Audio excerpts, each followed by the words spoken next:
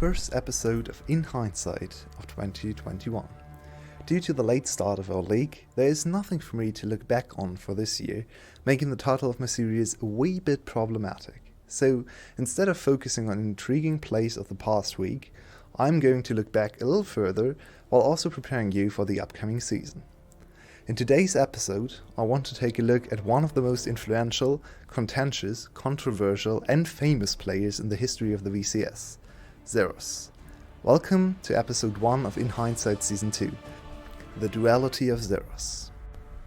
No one can deny the incredible amount of raw talent Zeros has demonstrated on the Rift in both professional and the training environment of solo queue. After entering the scene, Zeros forced everyone in the VCS in a new direction.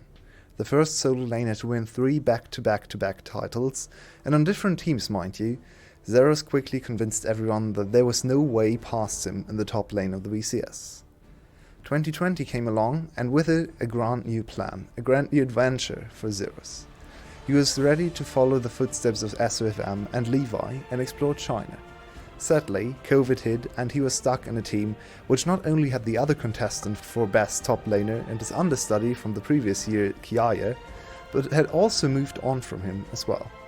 Only 2 games were given to him in the playoffs of spring, the last 2 of the season, and while he kept up his very good laning numbers, boasting a 1000 gold advantage on average, he ultimately failed to secure himself a 4th title. Summer began, and with it a new challenge for the former dominator of the league. A new team with less esteemed teammates than GAM. He would become famous for his hacker room, earning him the nickname of Horsos, and for his incredible control of Wukong.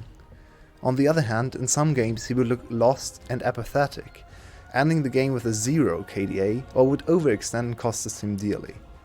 Ahead of the start of the 2021 season, and another new and very hyped up team for Zeros, let's take a closer look at his numbers, his playstyle, and why he's one of the most popular players in Vietnam, as his recent All-Star nomination once again shows. Zeros always had amazing laning stats. This phase of the game has always been, and the most recent split is no exception, his biggest strength. Look at these numbers. They are a picture of utter domination. When we extend our glass to single game stats, the numbers appear to be quite extreme as well. 1308, 1027, and 907 were some of his most impressive stat lines. But on the other hand, he also had a tendency to finish the game on his lesser played champions, like Malphite, with lines like 0, 4 and 0. For such a dominant player, the overall KDA of 2.7 is rather disappointing as well. So what happens in-game to Zeros that leads to such varying results? In this game, Zeros got the counter pick and is on his famous hacker room. At this point in the season, EVOS is struggling massively, starting with a 0-4 record and finally get the chance to put something on the board for themselves. As you can see from these 2 sequences, Sorn is permanently playing around Zeros' pressure and is able to set him up for a quick 2-0 start with a 30 CS advantage. Zeros played incredibly aggressively, knowing that he had his jungler covering for him. The strategy pays off and Zeros is able to carry his team to a dominant victory, ending the game with the aforementioned 13-0-8 stat line. This playstyle and the extent to which EVOS is able to lean into it is Zeros' defining and most valuable asset, setting him apart from every other top laner in the league. Even I have to admit that Zeros is the perfect player for your team if you want and can go for this type of playstyle. There is much more to be discussed with this fascinating player, but to show the polar opposite of the hacker room game, let's just take a minute to appreciate what Zeros can also bring to the Rift. This clip is from the 3rd game of EVOS vs Secret in the summer season. The correct call. On the hunt, uses the unstoppable force, but there is still another cyclone. The Ash Arrow doesn't land. Coded has the regen ticking, and Zeros has gotten a little bit over-aggressive here, and Coded says, "You dare to ult me, boy! You will take my stick." 2 levels down! What is he doing? Has Zeros ever played this matchup? It doesn't. He's playing this matchup so badly. Has Zeros ever played a tank? Has Zeros ever played a tank? I don't know. Thorn will stop the artifact. You're not there to all in the Wukong, especially not on these items. Look at the item breakpoint. That is so advantageous for Wukong. You're just there to poke him down with Q. You use Q, you run away. You use with Comet. When Comet is up again, Q again, Comet, a lot of extra damage. You just slowly whittle him down. You're not there to all in him, especially not 2 levels down and without any armor, or almost no armor. Zeros' build path is blowing my mind. For a player of his caliber, mechanical proficiency and experience, these kinds of mistakes still occur too often and block his path to international stardom, at least in my opinion. SBTC has offered him another incredible opportunity to grow into what was promised years and years ago. This season will define Zeros' future, and potentially the future of the VCS as a whole. Don't you dare miss it. Thank you for tuning in to In Hindsight Season 2, Episode 1, and stay safe.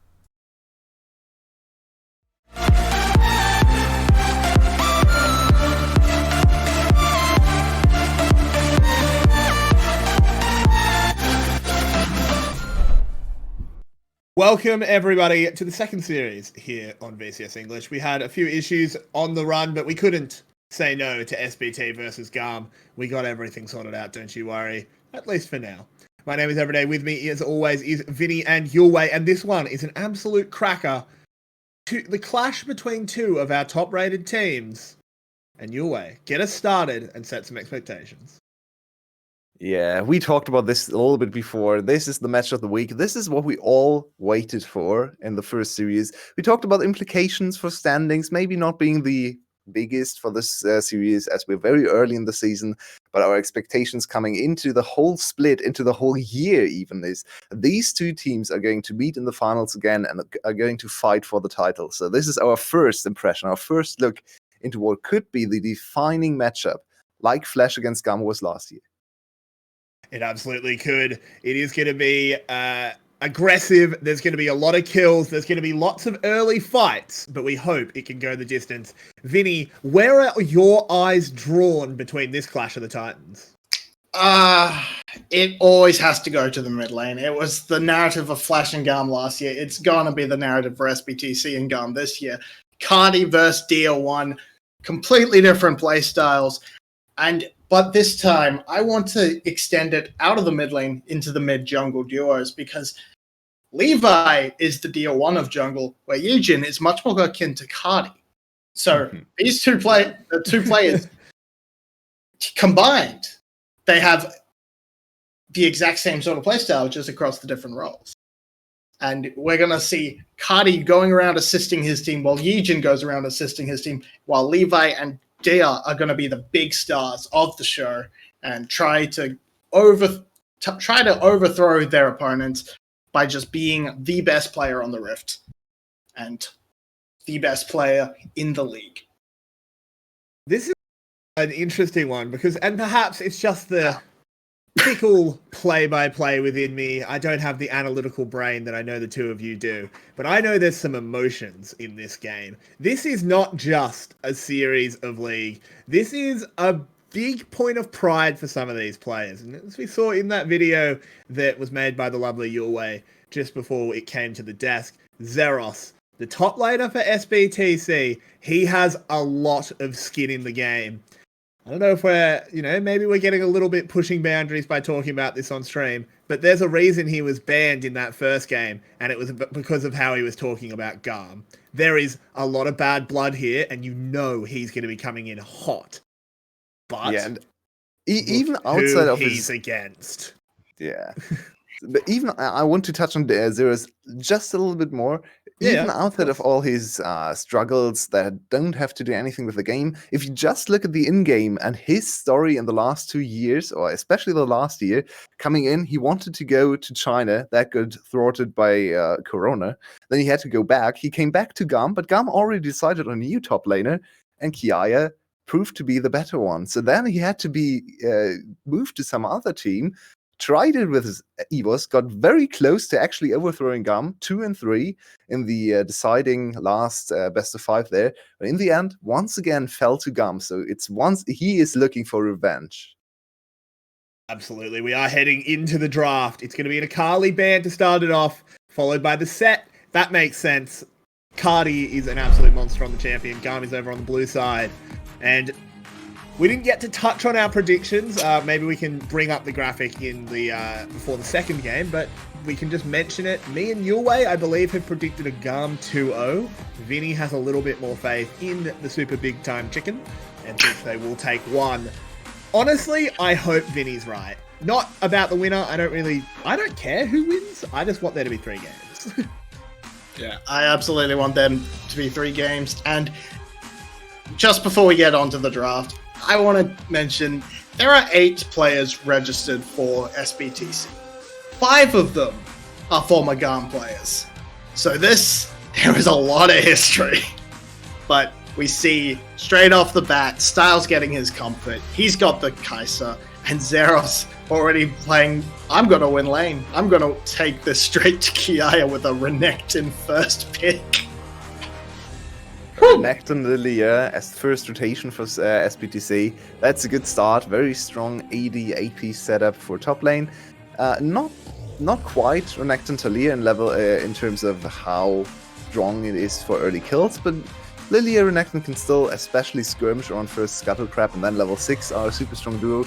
At least open the Yijin special, this time picked by Levi, and this is going to be Olaf for Levi. Olaf, yes.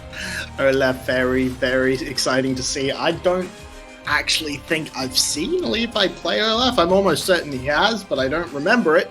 So I'm very excited to see what he pulls out. Levi champion. As Celebrity brings out the Samira to counter the Kai'Sa. We haven't seen a lot of Samira in like this past week really at all. She's sort of fallen off the priority list. But this Na into Renekton matchup, this is going to be a bit of a nothing matchup, unfortunately.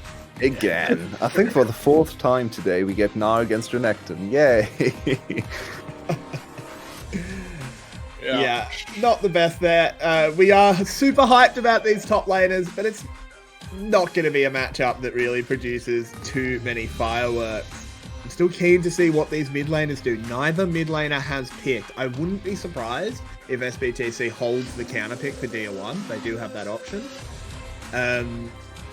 But already we have 2 fight comps. It's only 3 champions picked on either side, and it's already team fights.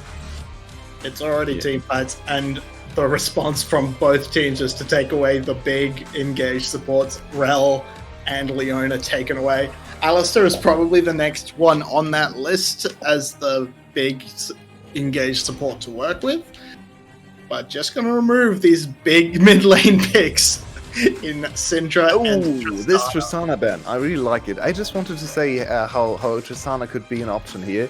Lucian is already banned.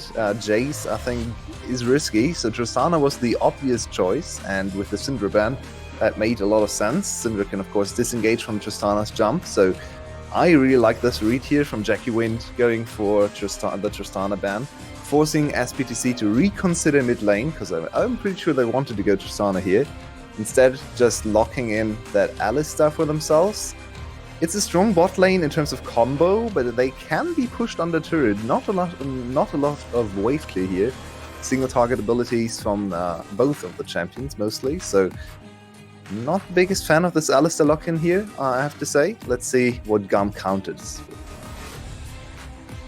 Zoe is going to be the pickup here for Carti. That's actually... That's a new one. Yeah. That's a new one, yeah. That's not a Carti champion. I mean, it's a strong mid laner, no question. I have a... Interesting one. Don't get excited by Harbors, but we picked the least interesting support in the game in Galio. I know it's never going to happen. It's almost certainly not happening. But there is a part of me in my heart that feels DR1 would take Samira. Maybe. Maybe. It's unlikely. But the Victor would be a very different idea. Ooh, I'm not a fan of this Victor.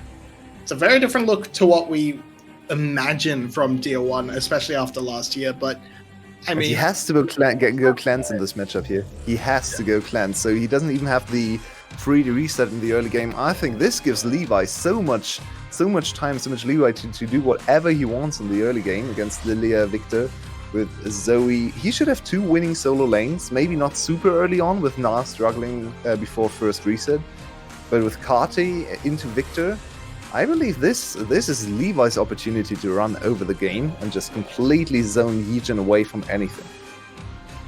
Yeah, I think this is going to be really difficult for Yijin, as you said. Then again, this is GAM versus SBTC. I think there's an element of leave your logic at the door. It doesn't work. I hope so. We could load in and DL1 has Ignite. We could load in and DL1 has a kill. From Fountain. But I do have to say that, yes, Levi should have great reign over the early game with this compositional matchup. But as time goes on, if Levi isn't able to really snowball his team into a massive lead, that's where SBTC starts to come back into it with better scaling in the mid lane and arguably the AD carry position. They also have more options when it comes to starting the fights, whereas the engage on GAM either relies on a well-timed Kiaya transformation or sort of a suicide bomber style with the Galio coming on top of it. So yeah, I definitely agree with that. I think GAM's composition does not really look at 5v5 team fighting. I think they want to skirmish in the mid game over and over again, invade heavily, use Olaf Galio to just completely take away a whole side of the map, and then just try to accrue a huge enough advantage to never really have to team fight 5v5 on even footing. Yeah, but we will be getting into this clash of the Titans, and we have to say goodbye to Vinny. Give us your final words, and who is winning Game 1? So Yijin didn't look so hot in the series last split. Also, I think generally pound for pound, GAM has the better players across most roles. So that is going to be where I'm throwing my thing. We will apologise for the stream stuttering. That is on VTV's end, because we are all experiencing that, unfortunately. Still, it does appear to have cleaned up, but we will be talking again to Vinny after the game. So don't worry, he'll be back. As we do see Levi starting leashless on the top side here. Topside start is a very interesting one. Yeah. Yeah, so he doesn't want to clash early on with Yijin, which is very surprising to me, considering he should have the better mid laner to follow.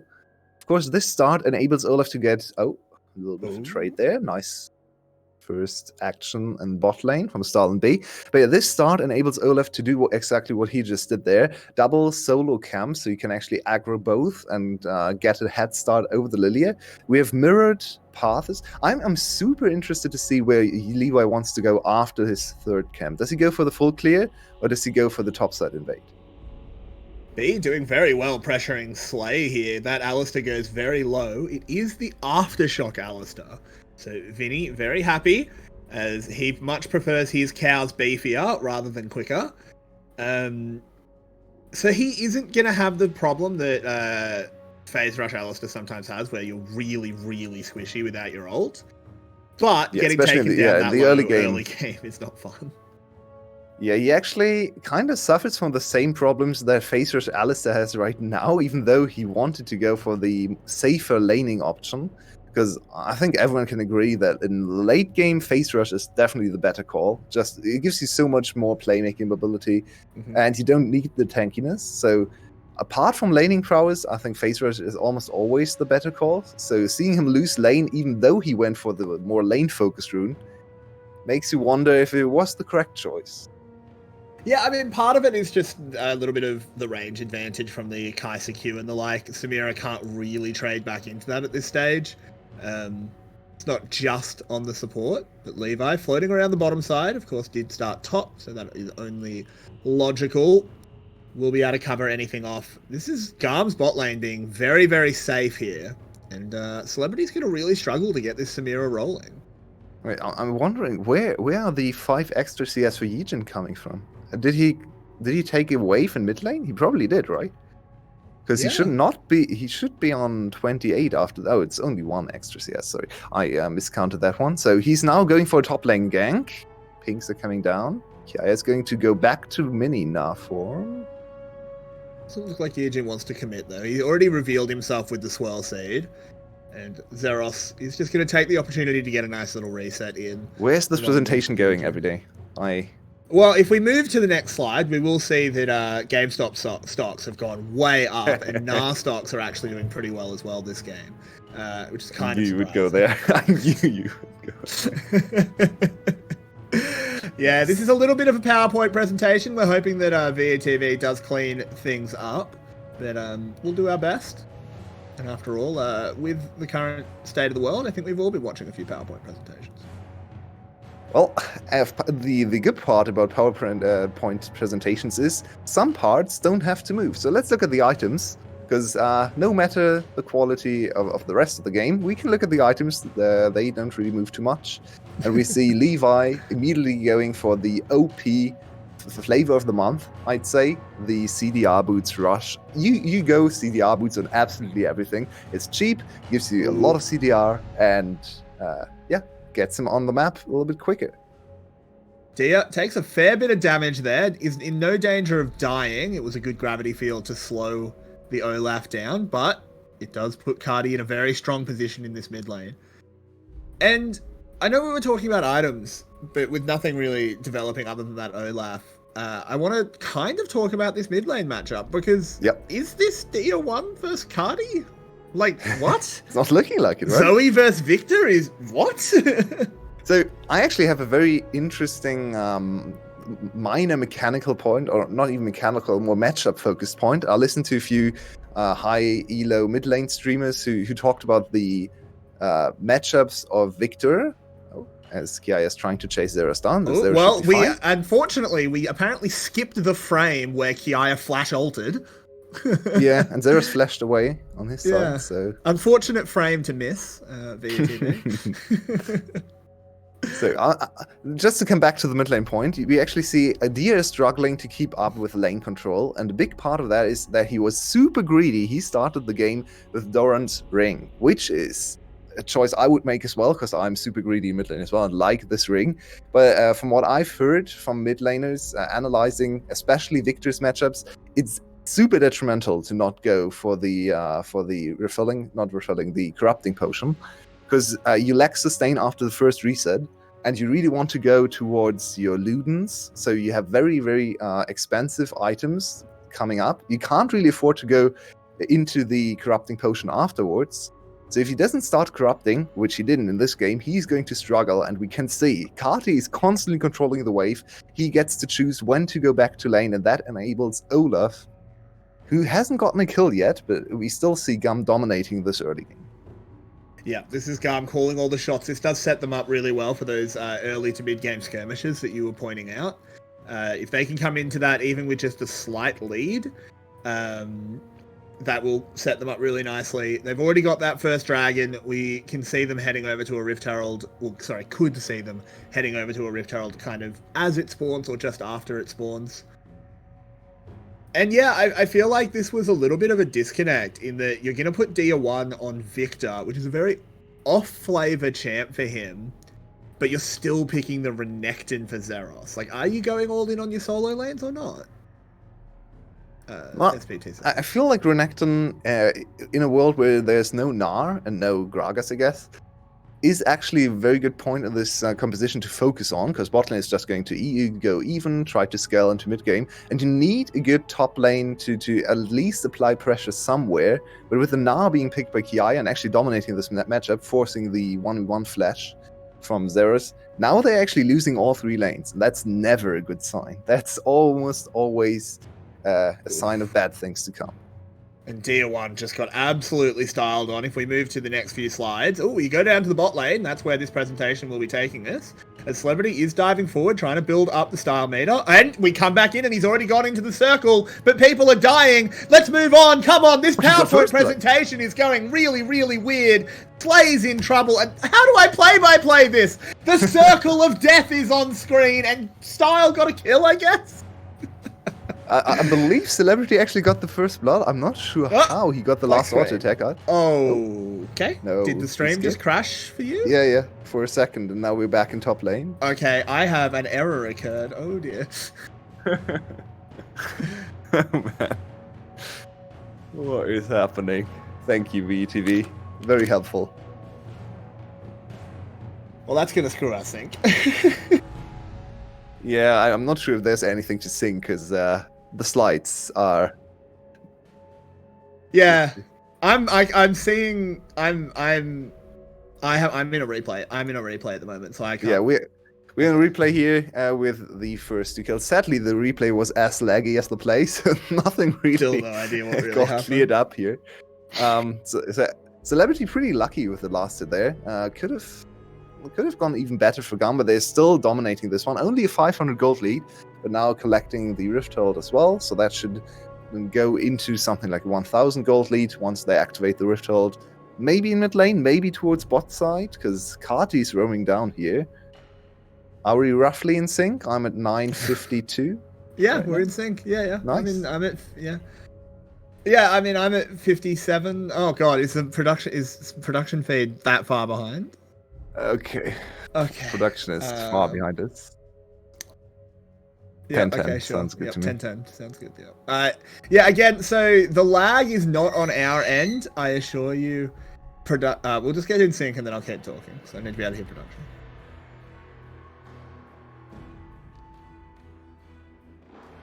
Okay, we are back in sync. Again, I just want to explain, our production team have top-of-the-line PCs and very, very good internet connections. It is not on our production team. This is unfortunately VETV. This is the feed. Okay, and I've just gone to a black Speaking of the feed, yeah, this is... Okay. No, wait, what? Why? No, The game's still because playing. his Hello? feed's dead. His feed is dead. Oh. He needs to fix it. Aye. Oh boy, oh boy.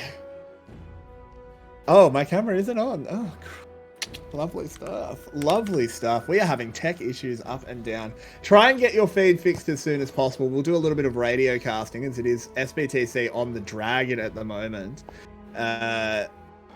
Trying to pick that one up. It's not being contested. Let us know when your feed is back on the game. Okay. Very far behind us. Okay, you're very far behind again. So Yeah. You need to 2x speed. You need to try and catch up, unfortunately. We're doing our best again, guys. This is, again, you can go look at the official stream. That's what this is. We have a gank down in the bot lane. B starting the play off well, but Slay gets the headbutt away, and Celebrity will cover him with the Blade Whirl. ooh, top Get lane. them both out of there. And in the top lane, Zeros is almost getting solo killed. If we move over to the next slide, he flashes away from the boomerang. Kiaya going low, but he gets the kill. And it's Kiaya asserting himself in the top lane. Here we go. Yeah. I don't think you're quite synced with me. What timestamp do we have right now? I'm at 12, 11, 12, 13. Okay. Oh, we actually are. I'm actually synced with you. Yeah, nice. Okay. Okay, we are doing our best. So, out of nowhere, with a few slides missed on our side, GAM's now at a 3k gold lead, and they won absolutely everything. We can see top lane here, very nicely executed from Kiaya, super aggressive throughout the whole laning phase. Whenever he sees his Naga bar go towards almost full, he goes in. And he knows he wins the melee against melee matchup, then can follow up with the hyper from Mininar. So very nicely done for Kiaya, securing the solo kill there. Not trying to go for the stun, which can be too greedy. Sometimes you don't need to go for the stun as the Gnar. So instead, just pulling him backwards. Oh, everyone is stunned in mid lane. Everyone just chilling out for a second. B is wandering in to make sure Cardi can get a safe little push in here. And it is a 3k gold lead just about for GAM. So they're doing very, very well here at 13 minutes. Dragons are equal. I guess. And look at that item coming in. Look at that item from Levi. Gore drink. Everyone's favorite. Now this Olaf is basically unkillable. He can run into 5 members, press score drink and go back to full HP. Amplified, of course, by this self-healing spell W. I'm not even sure what it's called. Blood Rush? Bloodlust? Something like that. Yeah, something like that. So this Olaf is, super scary. Not very tanky though. Not a single defensive stat board apart from HP. So can be bursted now. This is not great. the lad. It's hard to do a play-by-play's job here. Yeah, it's super sad. This was. I know. I'm leaving you high and dry here a little bit, but I promise I'm not trying to. What can you do? Nothing really is happening on the map. So let's look for interesting analysis. We have. Do we have any interesting items coming in? Yeah, bad choice from SBTC. Once again, falling into the double Leandri's trap. Very, very dangerous trap. You should never open the trap to that one, because double Leandri's doesn't go well. And both champions don't need to go Leandri's, so it's a little bit confusing to me why they would choose to go Leandri's. Bad communication here. So the problem with double Leandri's, if you don't know, is that the damage, the health damage, doesn't stack. So if both champions hit the same enemy, you only get the Leandri's damage once. So you would be better off going a different mythic for another champion. For example, Moonstone, which we saw in the last series, honestly. So we did. It's not even new to the VCS anymore. Yeah, I mean, it does seem a bit silly of Yijin, honestly, not to build up the Moonstone. It's not like Lillian needs to be a big damage threat by herself in this composition. I know there's the argument that technically Moonstone, because you're buffing people, it actually does just as much damage. But talking purely about just her damage, she doesn't need to be a big damage threat. There's a Victor, there's a Renekton, there's a Samira. Just keep them alive. It's disappointing. It could be the difference between the Victor being burst down by the combo and the Victor barely staying alive and maybe turning the team fight around, because he's a very good defensive champion. So, really disagree. We could also look at the other side and say, why did Victor go Leandri's? He doesn't need to go Leandri's either. Luden's a very good choice for him. He can maybe even go Everfrost if you want to go for a little bit more CC, even more defensive capabilities. So, neither champ has to go Leandri's, and seeing both of them go Leandri's is very disappointing. Yeah. I mean, the double Leandri's is just a pure mistake, but let's not dwell on it for too long, as if we do move over to the next slide of our presentation, you will see that Yijin has managed to make a fantastic escape there. I'm not even sure how he got out of there. Maybe if I could see more than, every 4 seconds of the game, I'd be able to bring you some play-by-play. But VETV says, haha, no, we hate you every day, and it's okay. Every day hates every day too. And there is a team fight in the mid lane breaking out. I can't see what's going on much at all, but Slay has gone down. Dia's escaped, but it is still GAM coming out on top. That's another kill. Dia might die at the end of this. Maybe. Who knows? Oh, engage from Gully. Yep, he will go down. Style gets the kill, followed up with that Kaiser ultimate, and did very well. Yay. Oh man, come on VTV. This is rough. Holy moly. Oh, something happened in top lane. We skipped a beat, I guess. We skipped a few slides. Yep, Kiaya is going in on Zeros. He might get a bit of a heal there, but that is a very low crocodile. But he won. God knows how. So, yep, okay. Gordrinker too strong. He actually got back to almost half HP with double healing Q and Gordrinker, I believe. So a little bit of a mistake from Kiaya, overestimating his burst damage there. Maybe not going for early heal reduction to deal better with this scary crocodile. And that's a very important kill for SBTC, because it gets them back into, well, not parity, but at least close enough to at least contest. And Zeros! Wow, that was horrible. I didn't even see it. There is a teleport coming in. Over the wall. Oh, that is bad. And he's dead. Well, he was punished for it, as Kiaya has picked him up. That little Gnar will be slowly walking over to mid lane, just to go hit some CS. He's very happy with himself, has asserted himself in this top lane matchup. Skins, by the way. It's a very good base skin, yeah. I like Gnar. He's a good champion design.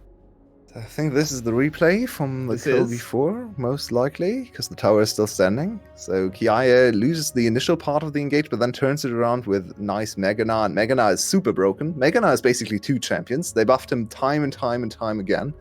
In the end, Zeros barely stays alive with a sliver of HP, to get back at him and get the kill. So super close. Kiaya could have tried to flash away maybe after not succeeding with the initial burst.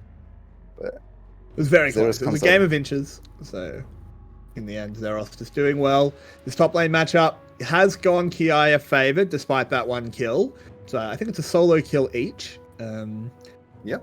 So good job by him. And as we said, there's a lot of pride on the line in these top side. Kiaya was Zeros's replacement after all, as you pointed out on the desk. Yeah, their story together is so interesting because they started out as Kiaya was on GAM, then they basically replaced him with the Zeros, found success again, then Kiaya got back to GAM as a mid laner, and they found success together on the same team. And then the next split, Zeros was ousted, or basically he wanted to go, right? He wanted to go to the LPL, and that cost him a spot on this GAM organization. They realized, wait, why would we try to get Zeros back? We have Kiaya, we don't need Zeros. So back and forth, and they have a lot of history together. Always interesting to see them play against each other. It really is. Of course, Yoshino is the other one in that little triage, or triad, I should say. Celebrity doing well, guarding his support there from the Zoe. That Bladewell getting some good value, stopping Cardi from converting the paddle star. And we cut to the next chapter, as it is a team fight and 2 people are dead. This is actually domination. Well, sadly, we don't actually get to see how all the plays come about, but GAM is dominating this mid game, and they are doing exactly what their composition was supposed to do. Don't try to scale, don't try to go for late game something, go for team fights. Just continuously press into the enemy jungle, use all your global tools, all your CC to just get kill after kill after kill and accelerate the game. Everyone can jump on this team. Zoe, I guess, has a fake jump, but everyone else can jump towards the other players or run towards the other players in the case of Olaf. So just a super quick, hard to execute, but impressive composition, especially when played as well as GAM is doing right now. Yeah, this is very, very impressive. I mean, it's so unfortunate that it's lagging like this. Because GAM is dismantling SBTC here. Just absolutely outplaying them. I just wish we could see a little bit more of the setup. We are just cutting to team fights that are half over, which is very frustrating. Yeah. No idea how Alistair could blow up this quickly. Probably a lot of true damage from Levi involved there. Very hard matchup. Alistair into Olaf has never been good for Alistair. He's the CC machine and Olaf ignores him. And then Olaf can also pierce through his extra armor from the Unbreakable. So everything Olaf does basically counters Alistair, which Slay does not like in this game and has already fallen prey to continuously being chased down by Olaf again and again. So 0-3, but so far all the stat lines for SBTC don't look too great. Considering this is GAM against SBTC, we are seeing a surprisingly low amount of kills. But I've an interesting stat here. GAM doesn't actually place that high in combined kills per minute for now. They're only in 5th place at 1.05, while SPTC is at 1.11, so significantly higher up the kill per minute counter. Well, I mean, it makes sense. It's combined kills per minute. No one kills GAM. That's true. GAM can get quite a few kills, but no one really gets too many kills back because GAM have been super, super dominating so far in the league. So the combined kills per minute stat is, fairly low. They just seem so strong. If SBTC gets crushed by them like this, it's hard to see too many people beating them. True. It's really hard to see anyone dethroning GAM. We may well have a situation. It just comes back to, we thought the biggest weakness of GAM was going to be this bot lane, but style has apparently been in the hyperbolic time chamber for the entirety of the off season. Yeah. I just wanted to take a minute to talk about style, because look at him this game. Go again. right ahead. He hasn't actually done anything, right? Nothing super impressive, but he also is in the right place at the right time. He wins his lane together with B, and he's 4-0-3. He's bringing everything to the table a team can hope for when they look at an ADC position, he reminds me a lot of. I can't believe I'm actually saying this. He reminds me a lot of G2 Reckless right now. Just clean gameplay, nothing super out of the ordinary. He's not diving into people to kill everyone. He's staying back, he's playing late game insurance, and strikes when his time is coming. As I say that, he's diving in. I mean, like, I think that's really good for Style. It's always one of his biggest problems was his positioning. But it seems like on GAM, he understands that he doesn't need to be a playmaker. He just needs to be Johnny on the spot, and just when Carty, when Kiaya, when Levi makes the play, just be there to convert it into the kills. You don't need to be the party starter, you just need to be a party goer. And he brought a bag of drinks. That's all we want from Style. There is an engage here from Slay. They are going to try and follow up. This is SBTC trying to get something back, but Slay is blown up. That is a sad, sad cow. Samira already having that shield bow popped. She will go into that spin, but Style will win. And this is GAM just so far ahead. It's nearly a 10,000 gold lead. We have the holy circle, praised be its rotundness as it rotates to bring it. Oh, and we're out of the same fight. Okay. And we're looking at Zero Sleeping Award. Probably the best thing he has done all game. Now that's unfair. He got a silver kill.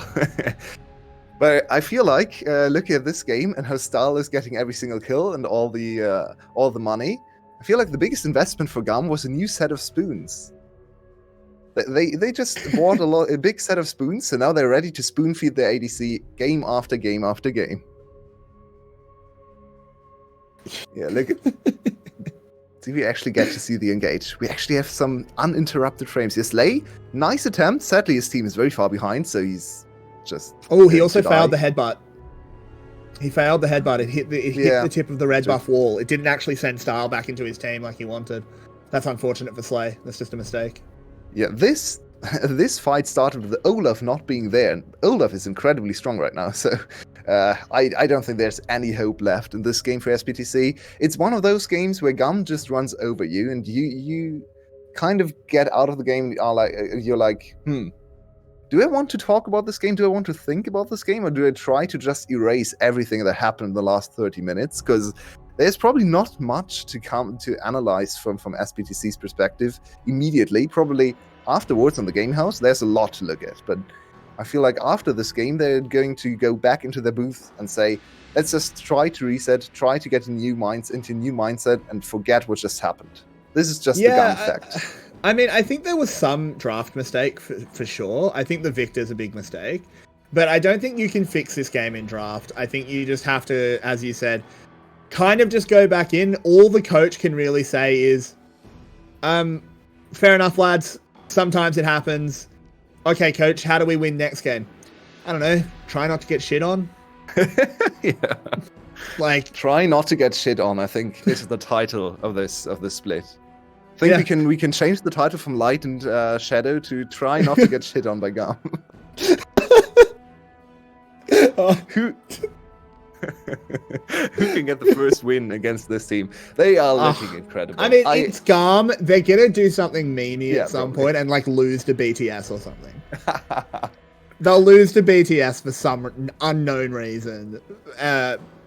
But they are just unbelievably good at the moment. This is going to be game one being cleaned up very, very easily. SBTC just has to try and play better next time. There are some draft things that can be sorted out. B will go down. That actually might save the game for a little while as the minions have been cleared out. Oh, Eugene needs but to be I don't careful. think it's going to matter very much. Kiaya could have just sniped him there with a boulder. Instead, he went for Zeros. The fight is continuing. Last chance saloon. Ooh. They are a bit of a fight, but it is going to be Celebrity going in spinning, but it's just too far behind. The weight of the money bags will slap them, and just as I thought it was getting fixed, I go to a black screen, but we're back. Does actually appear to be stable. That's a triple kill now for Cardi. Can he get a bit more? Deal one going low. He should be able to get cleaned up by Kiaya. There it is. He goes down, and GAM will take an absolutely dominant game one. They win 20 kills to 3, 14,000 gold. 20 kills to 3. What am I saying? Yeah, I thought they would burst Zeros down. This is GAM being absolutely resplendent, disgustingly radiant they are, and SBTC, back to the drawing board. You just got to try and run at it again. And, I mean, I think the hardest thing for all the analysts and casters on the official stream and on our stream is just to determine who gets MVP points for GAM games, because how? Really hard. They're all smurfing. Really what can I say? Kati with amazing positioning in team fights, Kiaya dominating the top lane, bot lane 1 from the get-go, and Levi once again showing us why Olaf is broken. So I have no idea. I have to figure out whom to give my points to. Yeah, and thankfully, shush, Rakan. I know you're a GAM fan, but you can calm down. That was a dominant performance. The stream did at the end there seem to be a little bit better, so I hope VETV has sorted out their issues. Regardless, we will be back in just a few minutes here on VCS English. We hope you're enjoying the show.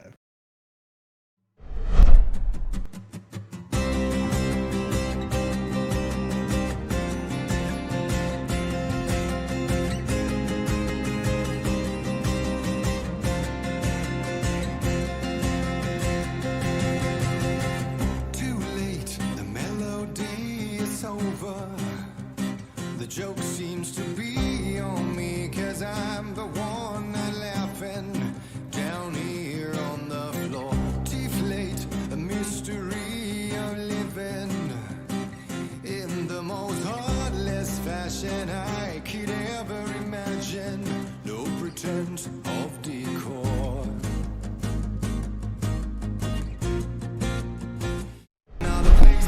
Hey guys, bad news. We've just cut to the timer, and I just wanted to come and let you know it's a long pause. I think they're going to be fixing the tech issue, so it's probably a good choice.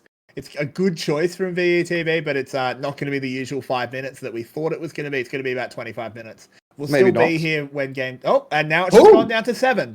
They fixed it. You know what? I'm just going to say there's going to be a timer on screen. Just trust that one, all right? We'll see you when we sees you. There you go. You tried, buddy.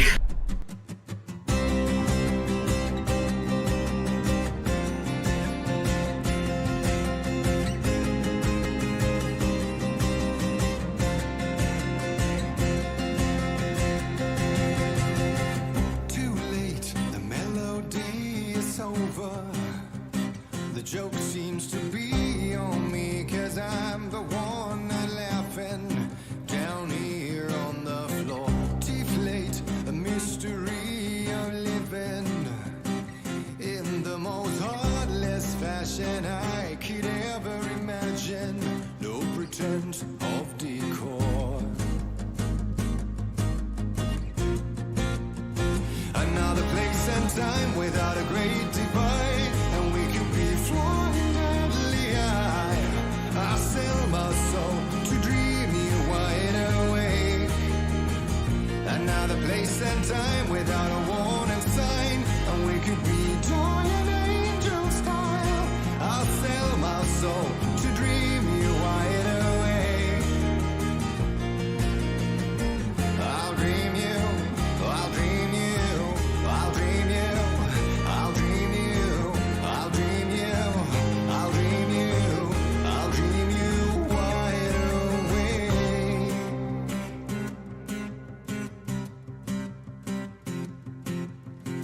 With me, disaster finds a playfield.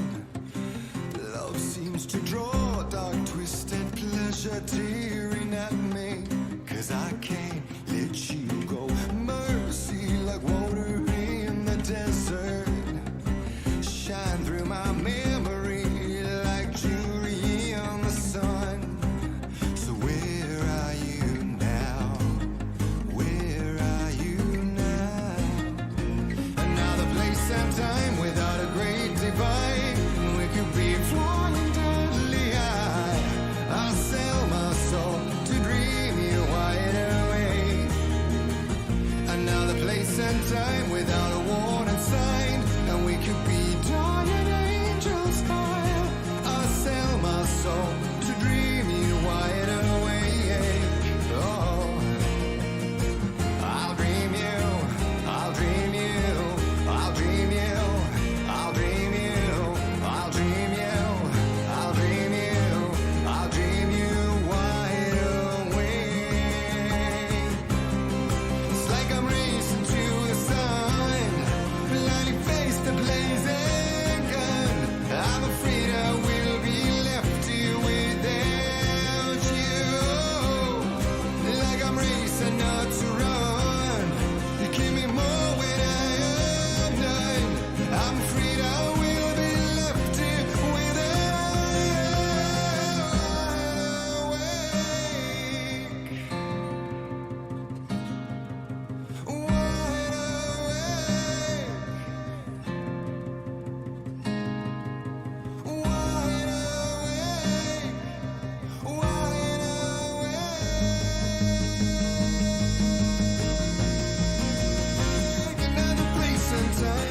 the great divide. We could be flying madly high.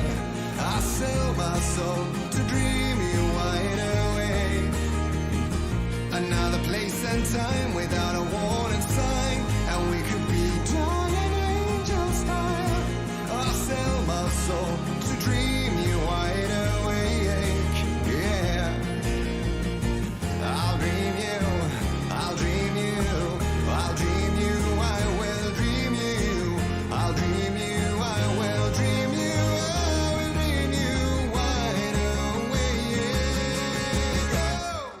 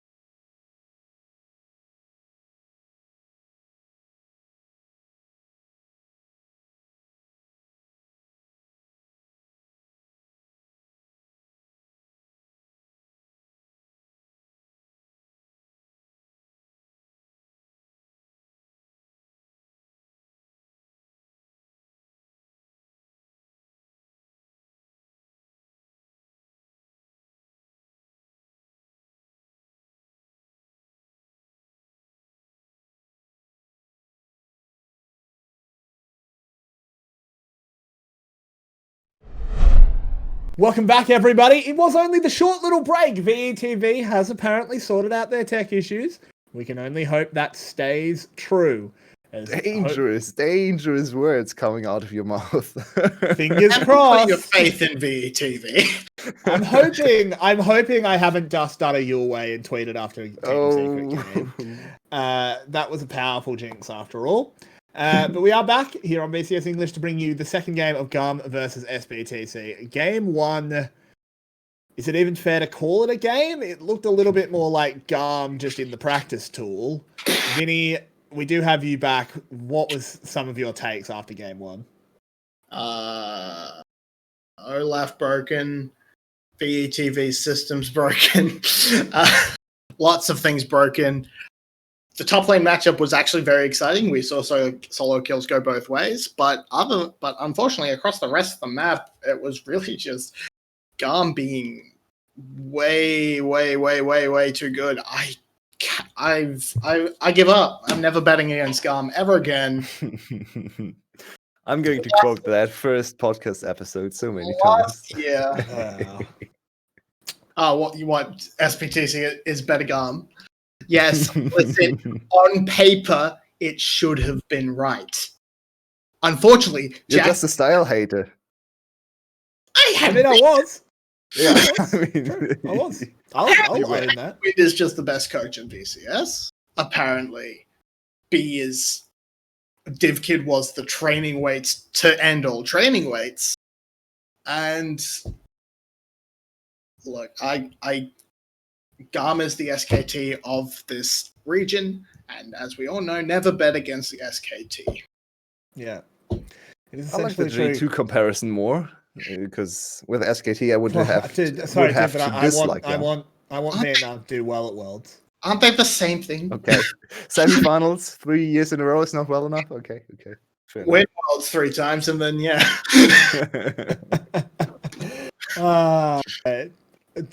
We always give you always so much shit for being a G2 fan. Oh, man. But anyway, moving swiftly on, what can SBTC actually do in Game 2 to have a chance your way? Not lose lanes. No, I think So, it has to come good. from the DR1. Thank you, r/Dark Souls. I think it has to come from the DR1 pick. We talked about it in game. You mentioned the Victor over and over again, and I think you're absolutely right. The Victor did nothing. He started with the wrong item, was too greedy, had no game impact. And DR1 is supposed to be the one matchup you are better in. I guess bot lane as well, but who cares? Celebrity is just going to scale. The mid lane is the one you want to exploit. You think DR1 is better than Kati, so then pick DR1 a champ that he can actually be better on than Kati. Please. Yeah. Play what you know. If that's consistently camping topside, consistently camp topside. If that's DR1 on Jace for the rest of the split, it's DR1 on Jace for the rest of the split. It's especially against a monster like GAM. GAM has such great players that we haven't and we will probably not see until like international tournaments them struggle in lane itself. So go for your lane dominant champions, put Zeros and DR1 to good use, and make them earn their paycheck, because that's what they're there to do. They're there to win lane. Yeah. And we will be going over into the draft right now. It is going to be SBTC over on the blue side this time, banning out some AP junglers. They don't want Levi to be comfortable. No, they definitely do not. And I don't remember what their third pick ban in game 1 was, but there is the Lilia option. They're going to ban the Kai'Sa away from Style. That is fair. That has looked like his best champion by a decent margin, even though he hasn't looked bad on the other champs he's played, but that Kai'Sa has been so good for him. Yeah, and I think it's a good, actually very good strategy, maybe even looking ahead to future series against GAM, because we all had a lot of questions about Style, right? And so far he's shown us good proficiency on the meta AD carries, but as you just alluded to, his best champ by far, Kai'Sa. So maybe just drop everything else. You know everyone has deep champion pools on GAM's side, so just drop everything else and attack Style. Maybe you can push him on something that he's uncomfortable with, and exploit the bot lane, because right now it doesn't look like he can push Levi, Kiaya, Kati, B on anything. Really, if you ban away one champion, who cares? Now, your way. I don't want to alarm you, but Levi currently has Ghost as a summon spell. Olaf. Or Udyr. Oh no. Mundo. Olaf, please. Or Mundo. It's not going to be Mundo. It's not going to be. I just want to tease you away. I want the Mundo. Come on. Now, we do, as our production just got so excited about, this is the classic Zeros. He baits the enemy into picking Renekton, and then he snaps the Quinn. Okay, SBTC, if you can't win with this comp, you're never beating it. This is comfort. Yeah, and this time they decide to pick Tristana early, because last time Jackie Wind read them like a book and just banned away the Tristana. And this could be the flex into mid lane for the Renekton. Interesting. It could just be a mid lane Malphite. I mean, it could also just be a mid lane Malphite, that's fair. It's both ADCs in the solo lane, so... Yeah. Triple ADC. I think realistically, SBTC solo laners are not going to be playing top and mid. Zeros is going to be playing follow the Croc. He's just going to follow the Renekton, let's be real. And I'm actually very curious now what the bot lane could be. We could see a Seraphine bot lane, because Celebrity was one of the few mage players when we had mage meta, right? And they are banning Rel. Rel is one of the best picks into Seraphine, so I'm actually looking at Seraphine here for SBTC as the bot lane carry, not the support, actually Celebrity's pick here. They still have to pick their jungler. So set Seraphine bot lane? Oh, yeah, why not? I mean, I just don't know where else the set's going. So. Probably, Set yeah. jungle. I mean, it could still be Tristana bot lane. We have seen Celebrity on Tristana as well, right? It's a flex pick. We just see DR1 on Tristana, and we think, okay, this is going to be DR1 Tristana. Maybe it's a flex into bot lane, and they get another interesting mid lane pick in here. Okay, triple ADC, let's go.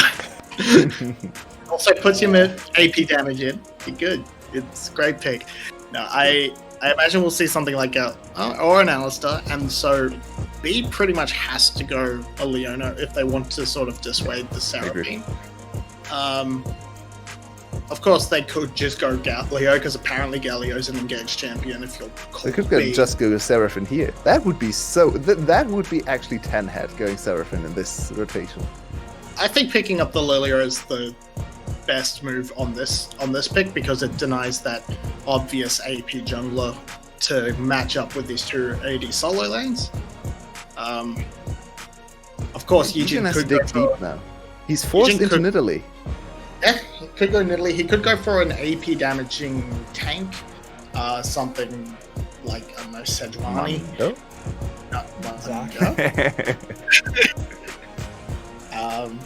Or of course That's they actually very can mixed. Pivot the They've got the Galio. Tristana into the bot lane. Look how flexible. That's Galio mid. That's Galio mid. And Udyr is an AP jungler. People are still Sort looking of. at Udyr and at his auto attacks and saying, yeah, it's an AD champion. No. Phoenix Max Udyr with tank items is almost purely AP damage. So this is going to be Yijin on the Udyr now. A lot of very strong laners all around. I believe this Tristana is going to go bottom in the end. Yeah. We were about to see a moonstone. This is a Jarvan win. wacky team comp out of SBTC though. This is very, very weird. Oh yeah. And with that Leona lock-in, B going back to a champion he's very strong on. I'm going to need one of you smart boys to actually explain what the SBTC comp does. Yue, can you help? I think it's about early game topside domination. Everything into Zeros. We talked about Zeros as the main carry to go to for SPTC. You want to put all your resources into Zeros, and this time he picked the counter matchup. He has the stronger early game jungler who's going to assist him with different damage types and the stun. So I feel like this is all about topside and trying to get Zeros ahead enough to actually scale into, I guess, the 1-3-1 composition. So that's what I'm looking at right now here. Yep, that seems to check out. You're definitely looking to see the snowball coming out from the Quinn, because otherwise, why are you picking it? If they can go for fast rotations with the Tristana to knock down towers with that insane tower pushing, because then you're sort of looking mostly to play counter engage plus side lane pressure, because you don't really have much engage besides Yijin running at someone, but you have great disengage with Galio, the Buster Shot and Set, plus Bear Stance just slapping everyone, making their engage a little bit harder to work with. So really strong counter engage, definitely looking to play a much more macro focused side lane sort of game from SBTC, whereas GAM, they just run at you and kill you because they have Malphite plus Leona. So they have all the engage they need. Udyr does work out pretty well as a counter to Samira. Yes, That is one benefit. Can just click on it. And there's already cheese a brewing. So Vinny, give us your prediction and your final thoughts. Have a bet against GAM. I'm going with that now. It makes sense. You wait, welcome back. Oh, okay. What are we saying?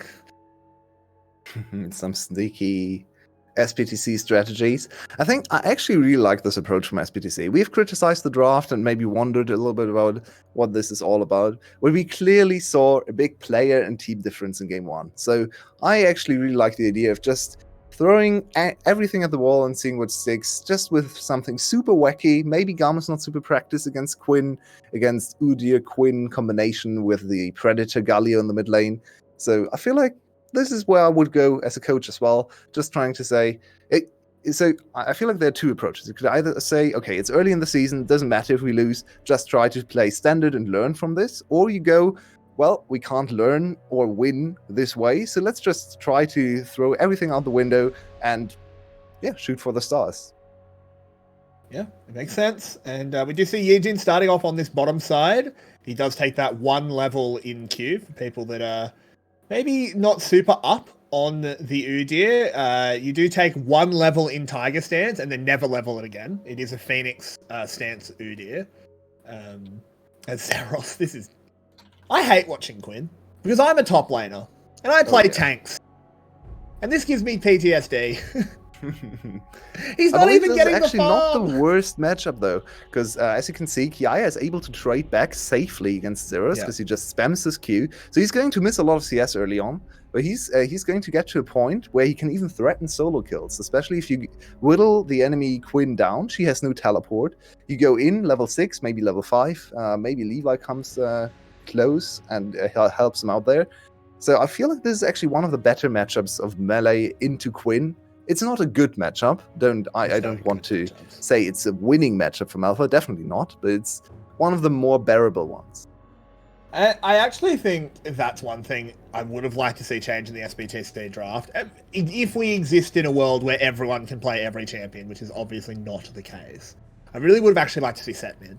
Because Set, you can send him up against Malphite, like, who cares? You can just put Dia 1 on that one, and then you can actually follow the Malphite follow the Renekton, with the Quinn. Now you've just got Quinn in a favourable, but you don't pick Quinn to just win lane by a little bit. You pick Quinn to remove someone from the game. And he's actually losing the lane right now. Yeah. Yijin in a little bit of trouble. Levi he has red clash. buff. He can slow him down. Yeah, they both have red buff. He will try and run away. He's in that bear form. Should be fast enough to get away, but with Kati joining the party, he might have to burn the flash. There it is. Udyr has to get over that wall. Okay, Kiaya. That flash, maybe a little overzealous. Maybe he was feeling himself a little bit too much. Wow. That was one aggressive flash from no follow-up champion like Malphite. He just flashed over the wall, pressed Q once, and then the Udyr ran away. So, not my favorite move out of Kiaya I've ever seen. The biggest fan is Dia 1 also getting chunked out. Levi having a good impact early on this map. Oh, double scuttle against Udyr. Yep, he's double scuttled in. That's a horrible start for Yijin. Yijin is trying to get on top of him, maybe. Oh yeah, with bot lane priority, Yijin tries to steal this one. This is our first big fight. Yeah, but it does look like Levi's just going to give it up for now. Slay trying to find a way in to get the face breaker, zoning them out. There it is. The face breaker goes in, but he doesn't actually get them on either side. The first blood does go over to GAM, but here comes Dia. He enters the fray from a better angle. Levi now really low, but so is Slay. They want to get away from B and Kati, the early game power of that Renekton. So it's a 1-for-1, and the scuttle still goes to Levi. It's a jungle masterclass for GAM here.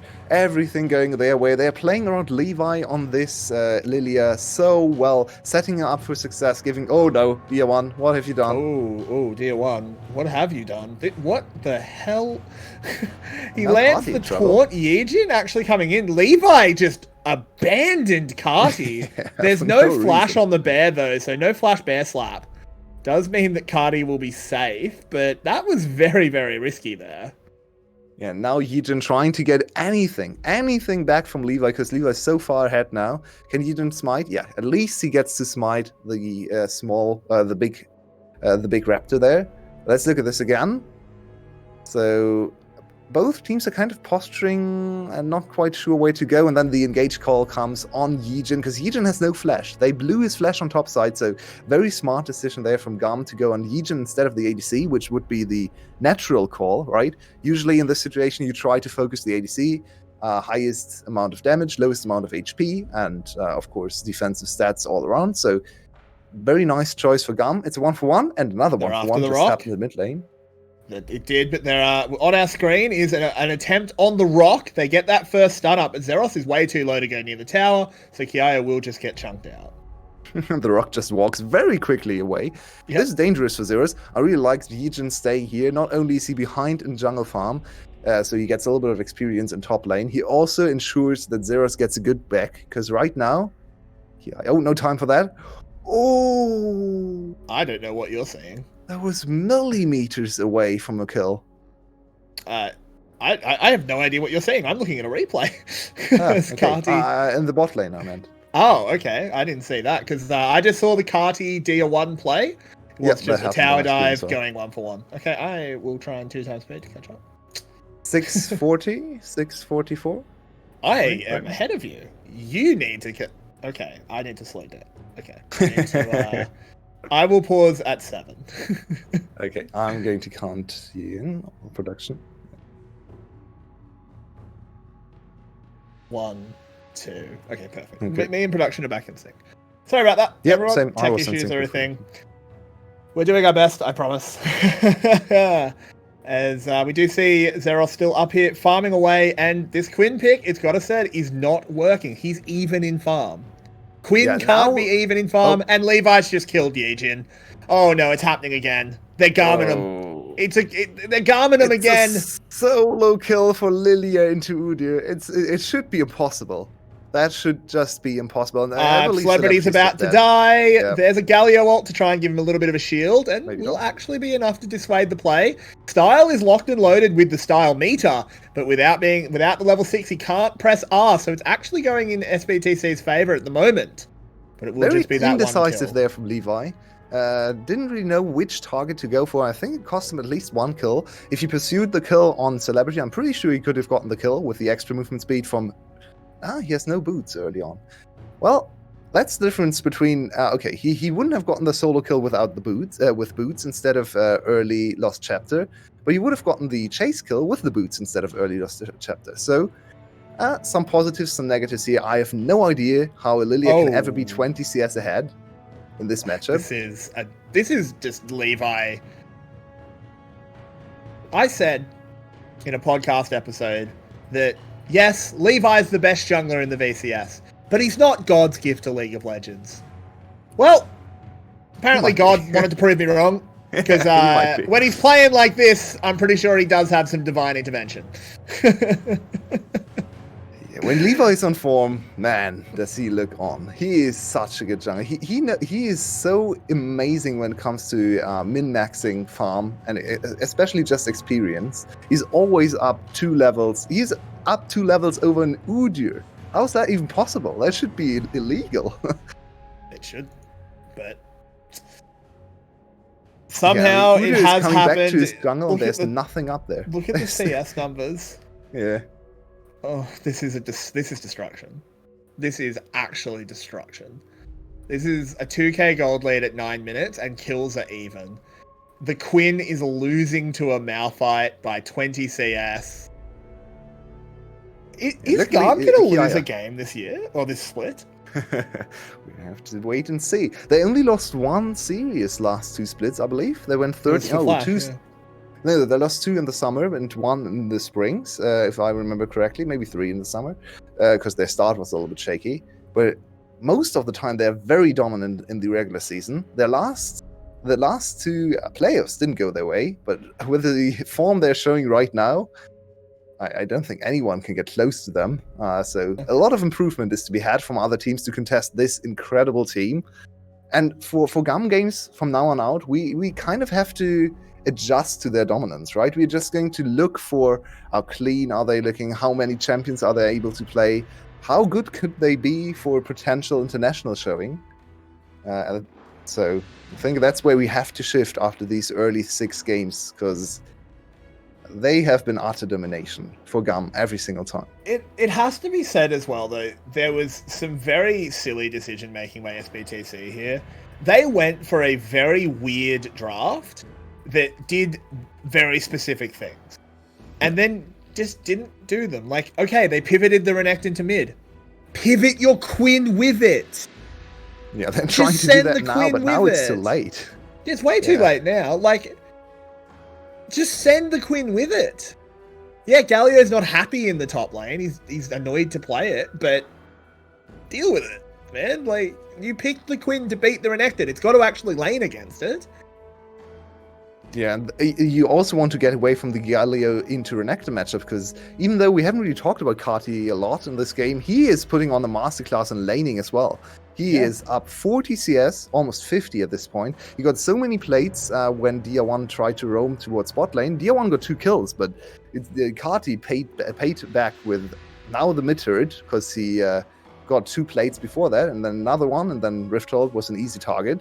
All the jungle domination. So Kati not really on the scoreboard right now when it comes to kills, but he has dominated this mid lane matchup, which is not something SPTC wants to hear. No, it is really, really not. And then, we haven't engaged. Yejin detonated. Slay trying to find a way out, but yep, Rock He just rocks his world. This is, oh my word. Levi gets that last kill and... Man. Well, I feel like our contender for Player of the Week is set in stone by now. I think Levi is making a very good case for himself. Yeah. Yeah. Wow. Oh man, we were hoping that, like, hey, maybe Levi will have a bad week. We don't have to put him in the vote because he'll win it so easily.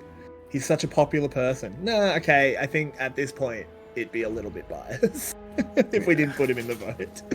I think he is making a strong contention. This Yijin, it's got to be said, we've kind of sung GAM's praises, so now I think we need to sing SBTC's dirge a little bit. Yijin is not the jungler we hoped he would be. No, absolutely not. It's still early in the season, and I'm willing to give him a little bit more time. He has to come back, he has to come into a new environment, as this is not a very interesting replay. They tried to burst Levi, but, well, it didn't work, and then everyone was dead. So let's focus on Yijin instead, as we celebrate Kiaya just pressing 2 buttons to get a kill. Because Yijin might need a little bit more time, right? To adjust to a new environment, to adjust to the new meta, try to get his picks back in order, try to get comfortable on stage again, because he hasn't played on stage for a while, and with new teammates. So going from Kati to Dia1 is a big change for Yijin as well. You have to remember, he won the title alongside Kati in spring last year. Now he changes from Kati, the team player, to Dia1, the more solo-oriented player, the more selfish player, I should say. B might finally die, finally kill back to SPTC. He's still alive. Please die. Yeah, there. Thankfully, I think with that satchel charge going on, oh no, he might not die, but Style will. It's still going to be a fight in the favor of GAM, though, as they have picked up 3 kills. Zeros has arrived, taken B down, but it's really just a consolation prize. It's a 4 for 2. Levi might try and make it a 5 for 2, but Zeros flashes over the wall and gets on out of there. What can you even say at this point? It's just pure and utter domination from start to finish. This is better than I hoped for. I was very high on GAM at the start of the season, and I predicted them to do well and win the title again, but I was not even dreaming of this performance this early on. They are looking so good, and not only individually. We all know GAM players are individually talented, right? No one has any doubts that Levi, the Kati, the Kiaya, and even B are individually very talented players. We had our doubts about Style, but at least in solo queue he was showing up as well. But the teamwork was the big aspect that was their downfall last year, and what prevented them from actually getting to the title again. Because the games they won against Flash most of the time were the games where they ran away in laning phase, but they weren't able to replicate the success often enough. For example, because Kati and Ego weren't too far behind their counterparts on GAM, or maybe even ahead. I mean, I think and now this GAM team. This GAM team, man. I don't even know where you can attack them. You need better players to be even in mid-game, but then you also need better team fighting. And where is that going to come from? Look, I think honestly, as we do see another engage going in, we'll come back to it, as B has done well catching out Slay. He gets a big Haymaker shield, but it is not enough as Levi gets another kill. The 6-0 Lilia. Do need an evacuation now as Dia1 is arriving. He'll be going and having a nap. Teleport coming in, and Dia1 is just left to die. Zeros squacking away with his bird. Oh boy. So I believe someone said you're slightly shoulder. Behind right now. Would you? I'm trying to catch up. I will try and catch up. Okay, I'm a couple seconds behind. I'll try and catch up. As we do have Yijin getting caught out here. The Rock is chasing.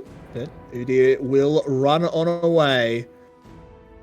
Yeah, when the enemy Malphite has the freedom to just randomly ult your jungler while you're clearing, you know the game is probably over, because that's not something you expect the enemy full tank Malphite to do out of nowhere. And it didn't really lead to much. He just ran away, but lost another camp. So the level 9 Udyr, without even one finished item, is a very, very sad boy. Look at the VCS difference, and they're trying to get kills on B. I guess. Oh no! It's cool. You killed B. Good job. It doesn't matter. thought- There's a team fight in the Baron pit. This is going all Garm's way. Style actually popping off really well in that fight. Levi will get the second kill. He'll even get the third, but it was Style that did a lot of the damage there. I want to give props where props are due, as after all, it's already pretty easy to tell how well Levi is doing. Oh, man. This game, 8-0-7 on Lilia.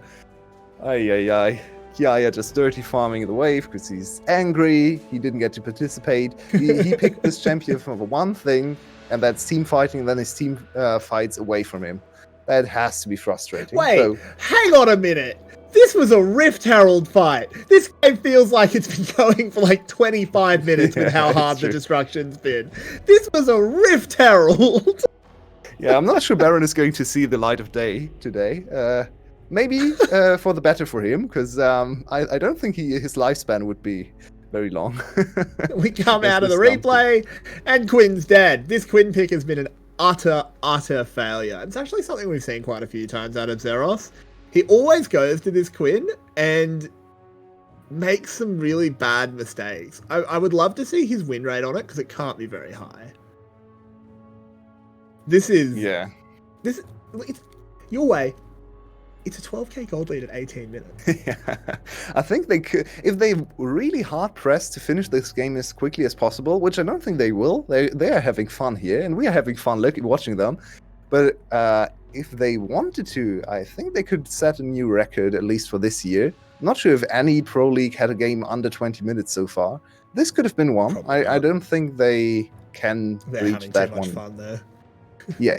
I don't think that's fair. Why would you push for a 20-minute victory? It doesn't really matter, right? GAM already has a very, very short game time, 28 minutes, 28 seconds. That's almost 3 minutes less than SPTC. To be fair, they only played one series so far, so their game time is going to drop after getting stomped in 2 games against GAM.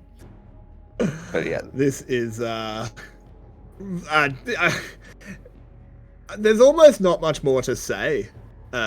After what we have said, this is just such a massive stomp out of GAM. And SBTC is one of the better teams in the VCS, like potentially the second place team, and they're this far behind GAM.